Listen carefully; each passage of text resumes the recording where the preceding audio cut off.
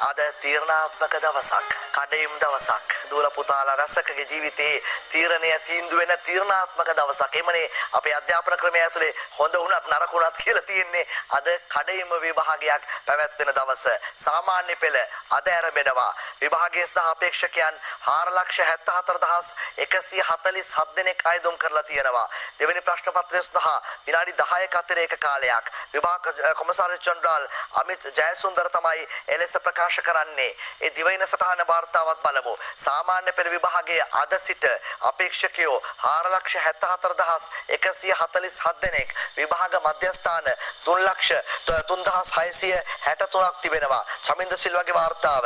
අද දින පොදු සහතික පත්‍ර සාමාන්‍ය පෙළ විභාගය අද සිට ආරම්භ කිරීමට සියලුම කටයුතු සූදානම් කර ඇති අතර පළාත් පාලන මැතිවරණයට නාම යෝජනා බාර ගැනීමත් අද දිනම ආරම්භ කරන නමුත් ඉන් විභාගයට බාධා වන කිසිම ක්‍රියාවක් සිදු නොකරන ලෙස විභාග කොමසාරිස් ජෙනරාල් අමිත් ජයසුන්දර සියලුම පක්ෂ සහ ස්වාධීන කණ්ඩායම් වලින් ඉල්ලීමක් කර තිබෙනවා. ඒ දිවයින පුවත්පත සටහන් කරන්නේ එහෙමයි. ඒ අතරීම සාමාන්‍ය පෙළ විභාගය අද ආරම්භයි. දිනමින සටහන අනවශ්‍ය ද්‍රව්‍ය රැගෙන යන්න එපා. විභාග කොමසාරිස් ජෙනරාල් වරයා සියලුම ශිෂ්‍ය ශිෂ්‍යාවන්ගෙන් කරන ඉල්ලීමක සටහන් කරන්නේ ඒ ආකාරයට. ඒ නිසා ඔහු සටහන් කර තිබෙනවා. විශේෂයෙන්ම මේ විභාගයට බාධාවක් විය හැකි විභාගයට අවශ්‍ය පෑන් පැන්සල් විභාග මධ්‍යස්ථානයේ තුලට රැගෙන යාමට හැකි වන අතර අවශ්‍ය නම් කෙනෙක්ට ජලය පානය කිරීම සහ වතුර බෝතලයක් රැගෙන යාමට හැකි බවත් ජංගම දුරකථන ස්මාර්ට් අත්ඔරලෝසු ජංගම දුරකථන ආශ්‍රිතව භාවිතා කරන සංනිවේදන උපකරණ ආදී කිසිවක් විභාග මධ්‍යස්ථානයට රැගෙන යාම තහනම් බව තමයි විභාග කොමසාරිස් ජෙනරාල් වරයා එලෙස ප්‍රකාශ කර තිබෙන්නේ. ඒ අතරින් මෞබිමේ සටහන සාමාන්‍ය පෙළ විභාගයේ අද ආරම්භනවා. විභාග ශාලා නිරීක්ෂකයන්ට ජංගම දුරකථන තහනම්.